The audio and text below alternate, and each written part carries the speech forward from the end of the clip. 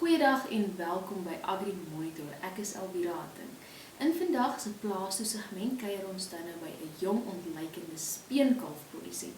Dit sal dan nou die eerste van 2 aflewerings wees waarin meneer Janneman Breedt vir ons vertel hoe hy homself vestig as 'n speenkalofprodusent en dan nou ook hoekom dit 'n goeie tyd is om 'n speenkalofprodusent te wees. Dan nou in ander nuus, in die NLI nuusbrief lees ons dan nou dat houtskoolverskeping daar tans effense probleme met dit ervaar word. Die rede is dat daar 'n tekort is aan vraghouers en houtskool word dan nou nie as van die mees noodsaaklike items beskou wat dadelik vervoer moet word nie. Dit is net tydelik, maar dit is dan nou ook as gevolg van die onluste wat onlangs dan nou in Suid-Afrika voorgekom het. Ook dan nou die afgelope 6 maande of eerste 2 kwartale van 2021 was die koste van veeproduksie dan nou duurder as verlede jaar dieselfde tyd. Dit beteken boere moet meer vir insette betaal. Nou ja, die redes hiervoor is onder meer dat brandstofpryse dan nou gestyg het en dan nou ook dat boere meer vir instandhouding betaal het en besteed het op kapitale uitleg. Komende Donderdag op 23 September van die Verenigde Nasies se Voedselberaad dan nou plaas. Dit is 'n virtuele geleentheid waaraan Namibië ook sal deelneem. Dit word dan uitgesaai van die Verenigde Nasies se algemene vergadering uit New York. Nou, die doel van hierdie geleentheid is dan nou om die wêreld weer op koers te kry om die 17 volhoubare ontwikkelingsdoelwitte te behaal. Nou, die einddatum vir hierdie doelwitte is dan nou 2030, wat nie meer so ver is nie. In die video wat ons dan nou volgende kyk is geneem tydens die voorberaad wat op 26 Julie in Rome, Italië gebeur het. Nou, tydens die geleentheid het Amina Mohammed, sy is die adjunk-sekretarisgeneraal van die VN, dan nou vir ons vertel waaroor die beraad gaan en waarna ons kan uitsien. Bly ingeskakel.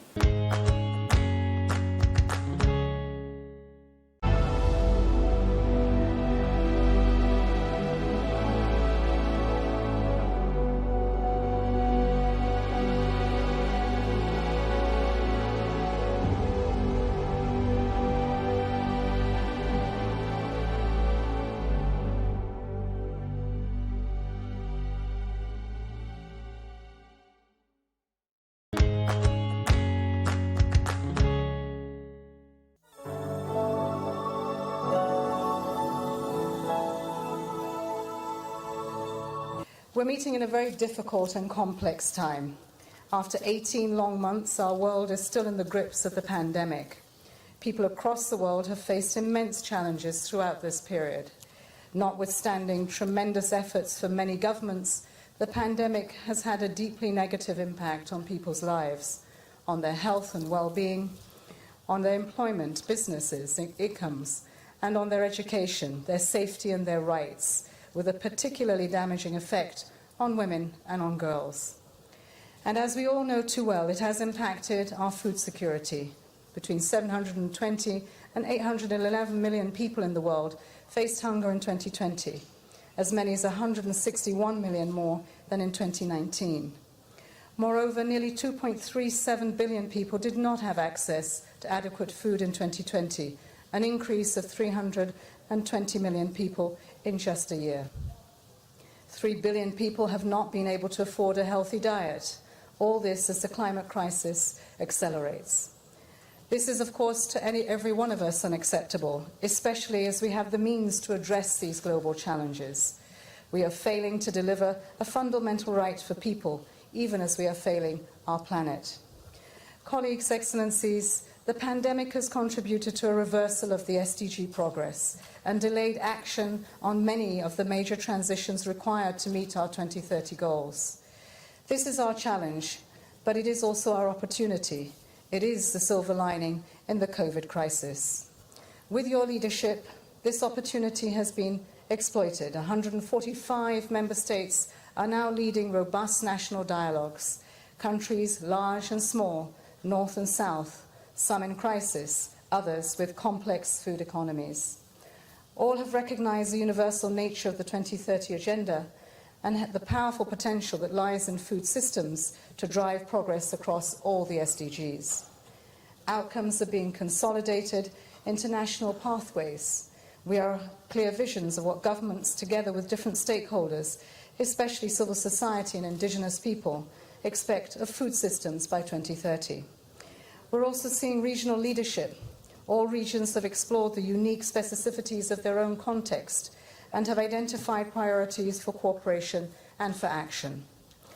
Member States, including through the Committee on the World Food Security and the Rome-based agencies, are helping to drive this inclusive, action-oriented process.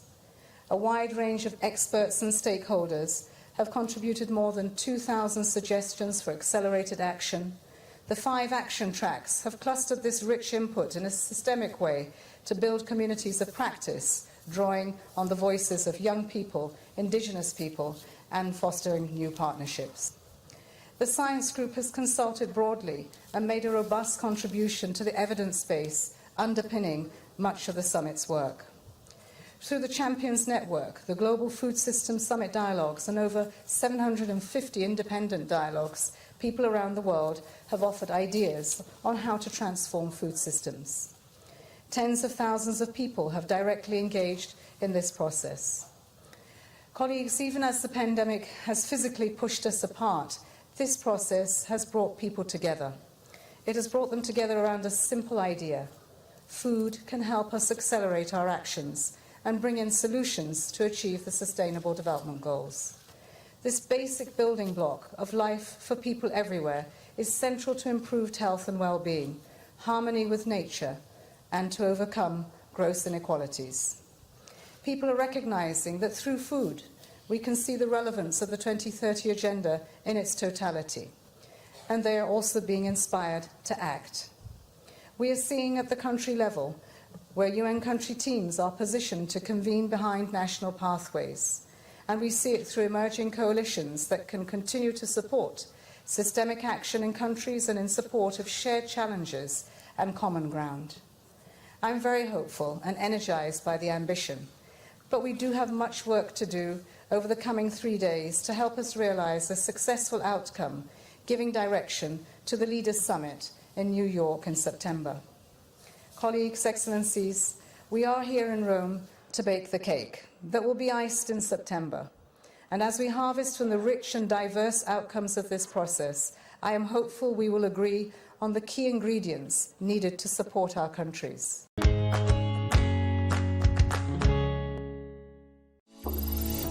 Go far with Paratus. Go further with Paratus Fiber. Paratus offering high-speed, reliable fiber connectivity, starting from only 599 Namibian dollars per month. Unlimit your lifestyle and visit na.paratus.africa for more information. Always prepared. Paratus.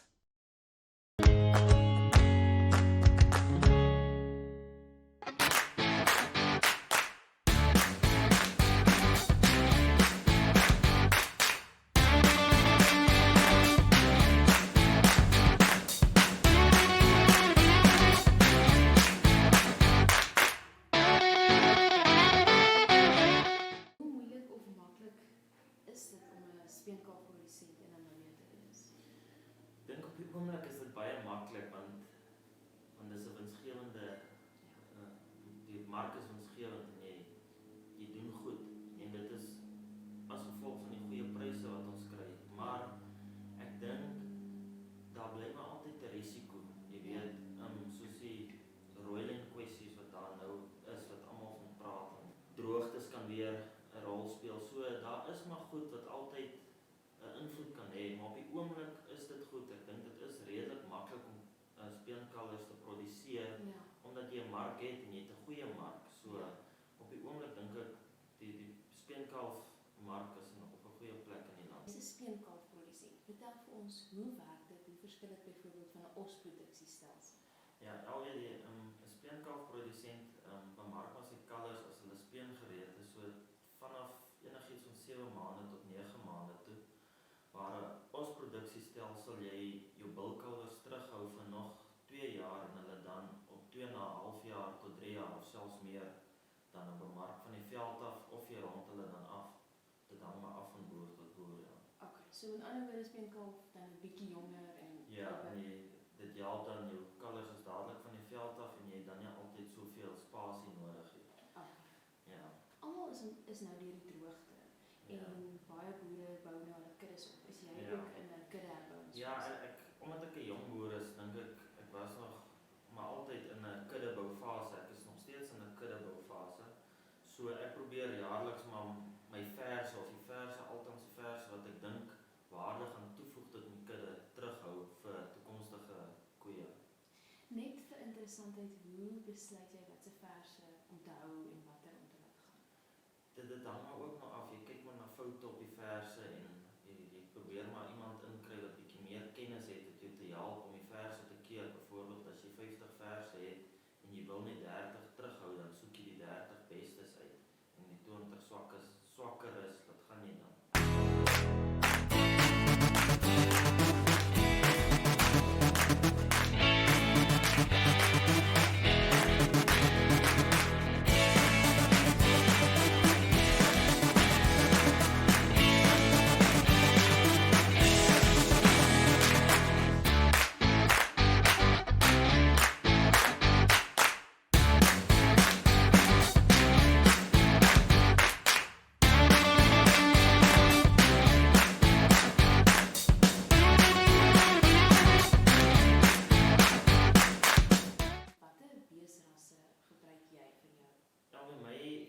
Tipe koei wat ek in my kudde het is maar 'n Simra tipe koei. Ja, ek hou maar van 'n bees met 'n bles.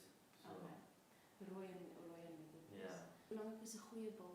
Watse bil gebruik jy? Ag, ek dink vir 'n beesboer is 'n goeie bil een van jou beste beleggings omdat ja, bil dra 50% by tot jou kudde en 'n koei dra net 50% by tot 'n kalf, maar ja, soos ek sê, 'n bil dink ek is een van jou beste beleggings.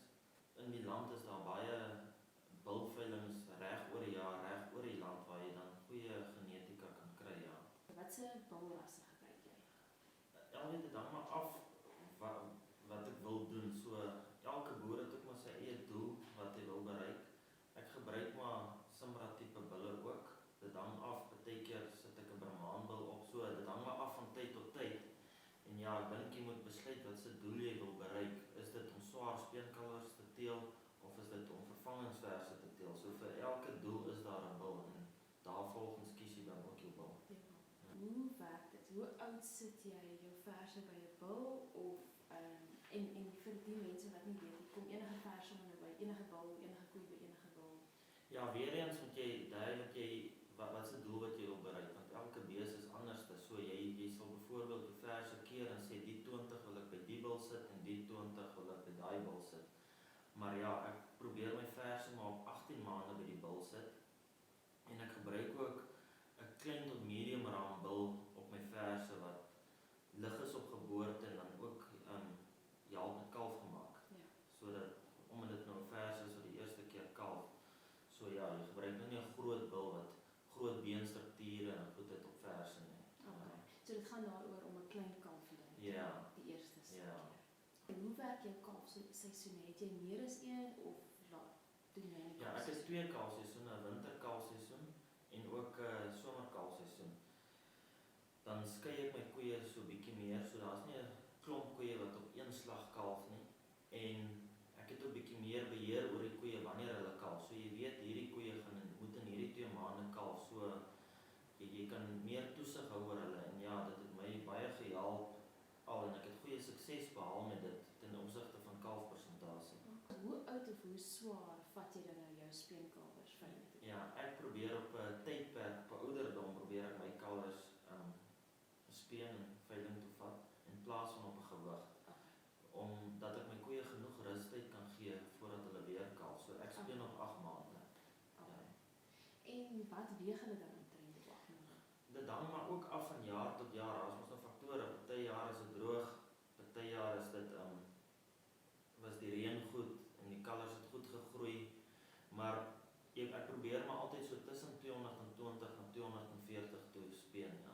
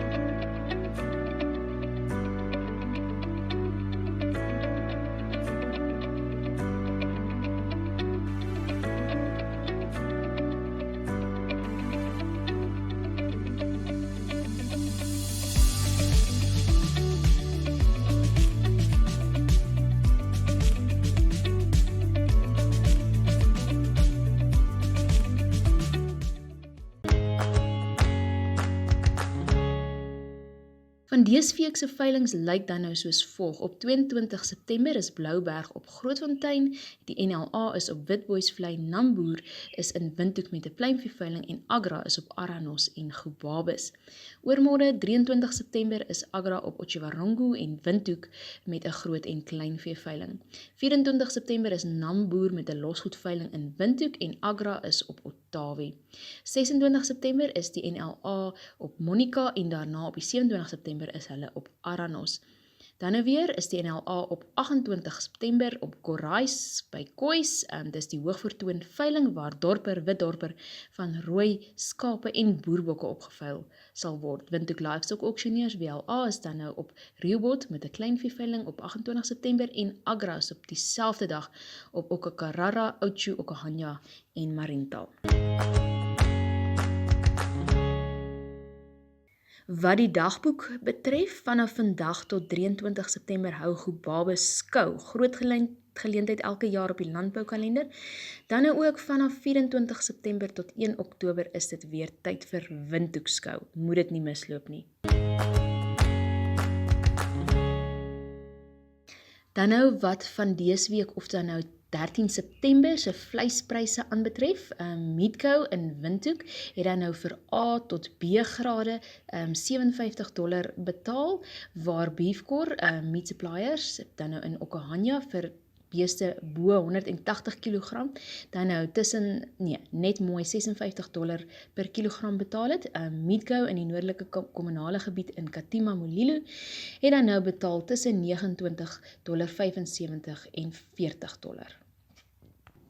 Vir C-grade het Meatco in Windhoek dan nou $52 per kilogram betaal, waar Beefcore dan nou tussen $51 en $53 betaal het. Weer eens, Meatco in die noordelike kommunale gebied op Katima Mulilo het dan nou tussen $27.75 en $37 vir hierdie grade betaal.